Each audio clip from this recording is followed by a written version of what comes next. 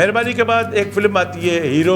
इस फिल्म के प्रोड्यूसर वहीद मुराद थे, हिदायतकार इकबाल यूसुफ। ये समझ लो वहीद मुराद की आखिरी फिल्म थी। अफसोस कि ये फिल्म वो कामयाबी हासिल न कर सकी जिसकी तवक्को थी। हम ये समझ रहे थे कि वहीद के परस्तार इस फिल्म को सालों साल तक इस सिनेमा पर चलाएंगे, लेकिन वो सब सोग में थे। उन्होंने ये फिल्म बहुत कम लोगों ने देखी। और इस फिल्म में वहीद मुराद जो डबल रोल कर रहे थे, उसकी दो हीरोइनें थी, बाबरा शरीफ और मुमताज़। इस फिल्म में शाहिद, नदीम और लहरी ने एज ए गेस्ट रोल अदा किया था। शायद के वो सीन जो फिल्म मुकद्दर के लिए रिकॉर्ड हुए थे वो इसमें शामिल कर लिए। और नदीम पे बहुत खूबसूरत सा भी एक गाना था, इकबाल यूसुफ ने इस फिल्म में शामिल किया। अगली फिल्म परवाना हिदायतकार जहांगीर कैसर की फिल्म थी। और मुकद्दर सिकंदर को ज़रा सा टर्न करके सैयद नूर ने ये स्क्रिप्ट लिखा और बड़ी अच्छी फिल्म थी। और ये भी देखें कि इस फिल्म के जितने गाने थे तमाम गानों को इंडिया में कॉपी किया गया। फिर इसी कहानी को, हालांकि मुकद्दर के सिकंदर से काफ़ी हद तक ये मिलती जुलती कहानी थी, अब इसी कहानी को लेकर दोबारा इंडिया में एक फ़िल्म बनाई गई और वो फिल्म कामयाब गई। लेकिन जो गाने थे आज भी हम सुनते हैं फिल्म परवाना के, बड़े अच्छे गाने हैं। जाने से पहले सोच लो इतना, एक दिन वापस आओ। इश्क का एक ही अंजाम होता है, मौत। मैं न भुलाऊंगा वादे में। मैं उसकी इतने करीब हो गई, कोई देख लेता तो मैं कहीं की न रहती। अच्छी तरह जानी हूँ लोगों की जेहन। तेरे लिए दुनिया में अपनी मोहब्बत की लाश उठाए मैं वापस तो आ गया हूँ मम्मी, लेकिन मैं उसे ढूंढूंगा जरूर। मैं न भुलाऊंगा वादे कसमें। परवाना 4 मई 1985 को रिलीज हुई। हिदायतकार जहांगीर कैसर, रेवाली सिनेमा इसका मेन थिएटर था। लेकिन ये फिल्म 33 हफ्ते चलकर उन्होंने शानदार सिल्वर जुबली मनाई। अगली फिल्म है दीवाने 2। इस साल हिदायतकार नजरुल इस्लाम की 2 फिल्में एक साथ रिलीज हुई, दीवाने 2 और पलकों की चाव में। अच्छा, दीवाने 2 की बात ये भी बता दो, जब ये फिल्म स्टार्ट होती है तो इसमें साइलेंट होता है और जो पहला टाकी सीन होता है वो गाने से ही स्टार्ट होता है।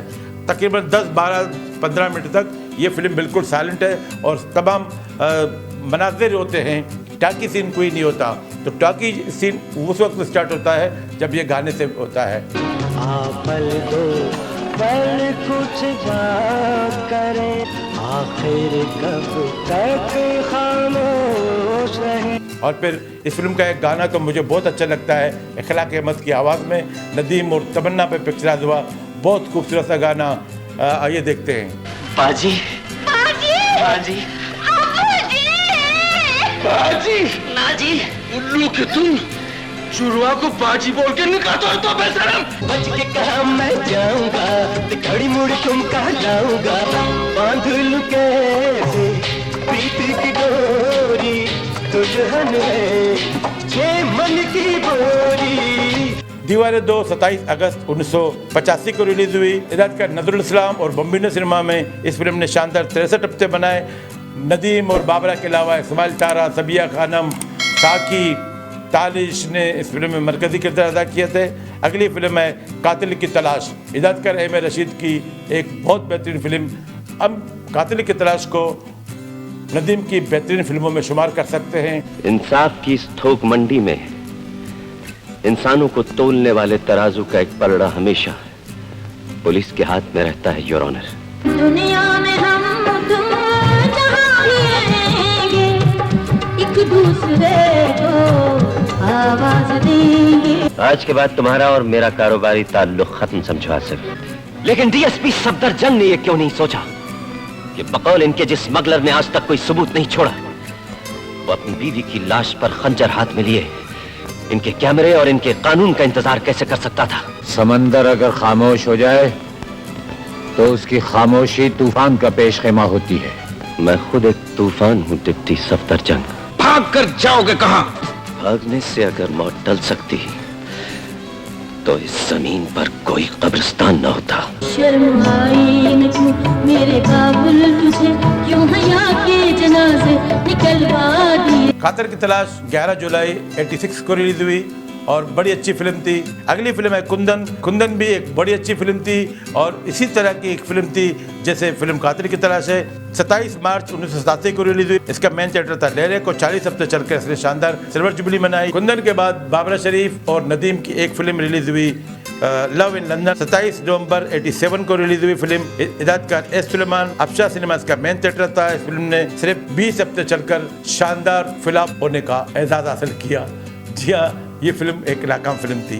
एक इनकार ने हंसता हुआ घर बर्बाद कर दिया। हेलो, कौन बोल रहे हैं? जावेद। तुम? जी मैं आपका दुश्मन। ऑफिस फोन किया था, पता लगा आप घर चली गई। मिस मारिया, मोहब्बत और जंग में सब कुछ जायज है। तुम मुझ पर तंज करना चाहते हो? जी नहीं, तंज तो नहीं कर रहा, मैं अर्ज कर रहा हूँ।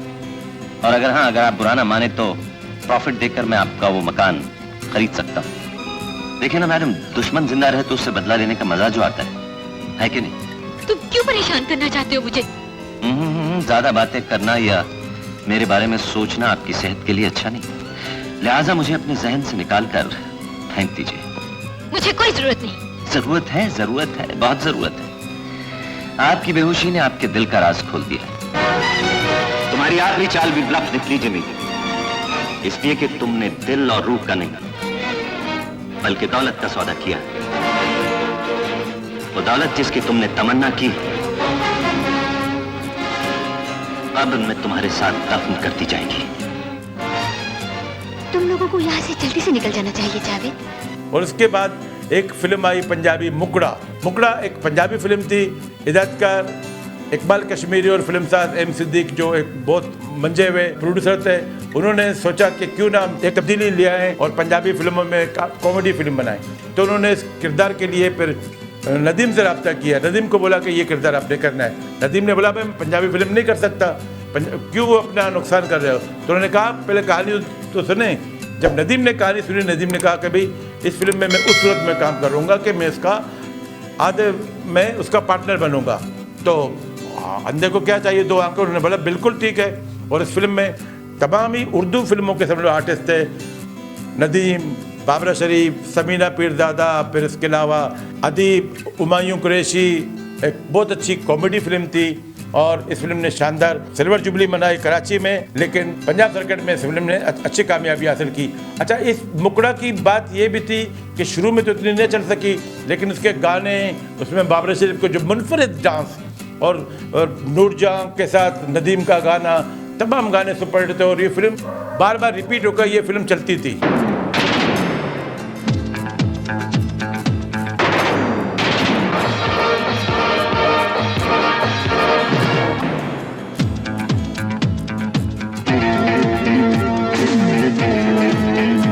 पहले तू अपने सोने जे मुखड़े दी पप्पी दे ते फिर अपने हत्थां नाल मैनू चूरी खवा, फिर बोलांगा मैं। मैं अपने पैरों ते खलो गया।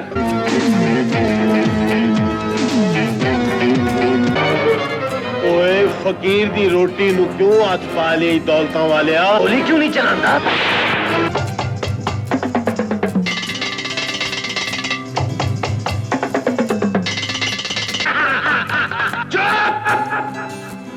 ए तालियां अपने पुलां ते बजाना। तानू ये सुन के खुशी होएगी कि मैं अपने मरण दा प्रोग्राम बदल दिता है।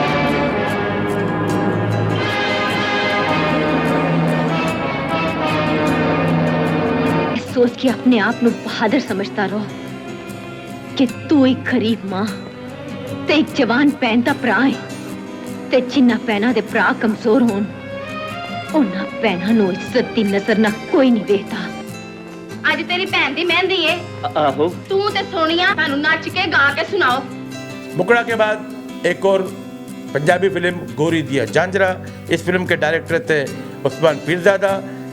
ये 12 जनवरी 1990 को फिल्म रिलीज हुई। मेन थिएटर था गोडियन। इस फिल्म ने सिर्फ 14 हफ्ते चलकर एक और नाकाम फिल्म होने का एजाज़ हासिल किया।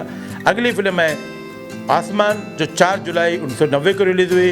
मेन थिएटर था नशेमन। इस फिल्म में नदीम, बाबरा शरीफ के अलावा यूसुफ खान और आबिद अली ने मरकजी किरदार अदा किए थे। ये एक मुतनासिब सी फिल्म थी। अगली फिल्म है उस्तादों का उस्ताद अफसा सिनेमा में रिलीज़ हुई। हिदायत का जावेद फादिल 9 नवंबर 1990 को रिलीज़ हुई। और जब ये फिल्म अफसा सिनेमा में रिलीज़ हुई तो यहाँ पे नदीम और जावेद शेख के परस्तारों ने बड़े हंगामे किए, बहुत तोड़ फोड़ की। तो इसी वजह से सिनेमा वालों ने इस फिल्म को जल्दी से ही फारिग कर दिया कि कहीं हमारे सिनेमा को और नुकसान ना पहुँचे। तो इससे ये हुआ कि प्रोड्यूसर को नुकसान हुआ, लेकिन परस्तार इस बात पे खुश थे कि हमने उसको लताड़ा, वो कह रहे हैं कि हमने उसको लताड़ा। तो ये एक बहुत बुरा इक़दाम था। अगली फिल्म है खूनी शोले। अब ये डबल विजन फिल्म थी। 3 जनवरी को ये फिल्म रिलीज़ हुई। गोल्डन सिनेमा इसका मेन थिएटर था। नदीम, बाबर शरीफ के अलावा सुल्तान राय और अंजुमन इस फिल्म के मरकज़ी किरदार थे। और अगली फिल्म थी शहज़ादा, जो हिदायत का परवेज़ मलिक, नदीम, बाबर शरीफ की नाकाम तरीन फिल्म थी। इस फिल्म में परवेज़ मलिक ने अपने बेटे को हीरो लिया और ये फिल्म 17 जनवरी 1992 को रिलीज़ हुई। नदीम, बाबर शरीफ के अलावा रीमा इस फिल्म के मरकज़ी किरदार थे। महल थे, हीरे जवाहरात थे, सब कुछ ही था, लेकिन फिर एक तूफान आया, सब कुछ बहा कर ले, बस हम ही रह गए। मेरा कोई कसूर नहीं, रब ने ये मेरा सोना रूप बनाया। और सरकार आप एक बार तस्वीर पर तो गौर फरमाएं।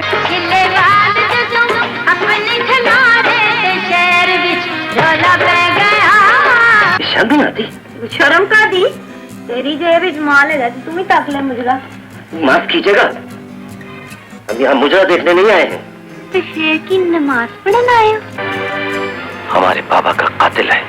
अब आप जब ये लिस्ट देखेंगे तो देखेंगे एक फिल्म मिस है, और इस फिल्म को मैंने जानबूझ के मिस किया था कि उस पर मैं तफसीली बात करूं। वो फिल्म थी जिद, जो 12 मई 91 को रिलीज़ हुई। मेन थिएटर था नशेमन। लेकिन अफसोस कि ये फिल्म ज़्यादा कामयाबी हासिल न कर सकी। लेकिन जावेद फादिल, नदीम, बाबर शरीफ, गुलामुद्दीन की ज़िंदगी की बेहतरीन फिल्म थी। बाद में इसी कहानी को लेकर इंडिया में कोयला सेम टू सेम इसी कहानी पर बनाई गई है, उसको रीमेक किया गया।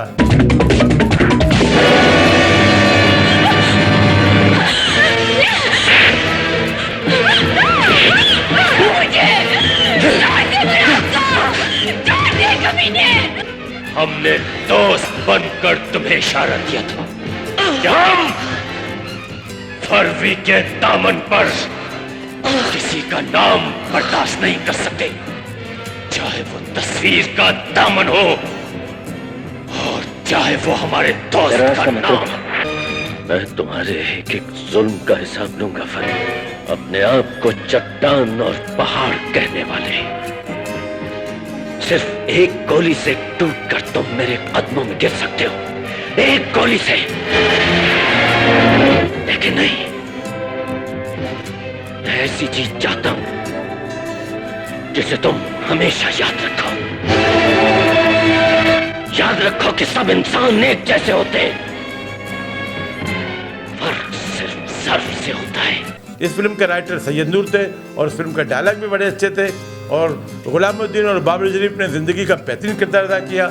इसी तरह बहार बेगम का भी किरदार बड़ा अच्छा था, आसिफ खान का भी, मुनीज़ा शेख का भी किरदार बड़ा अच्छा था। लेकिन यहाँ में थोड़ा सा मुझे ये है कि अगर नदीम की जगह पे बाबर शरीफ के साथ कोई नया हीरो होता ना, तो जैसे फैसल और आयात, तो ये फिल्म ज़्यादा कामयाबी हासिल कर सकती थी। क्योंकि बहुत से दोस्त हमारे ऐसे थे कि उन्होंने नदीम को एज ए लवर उसको इतना पसंद नहीं किया।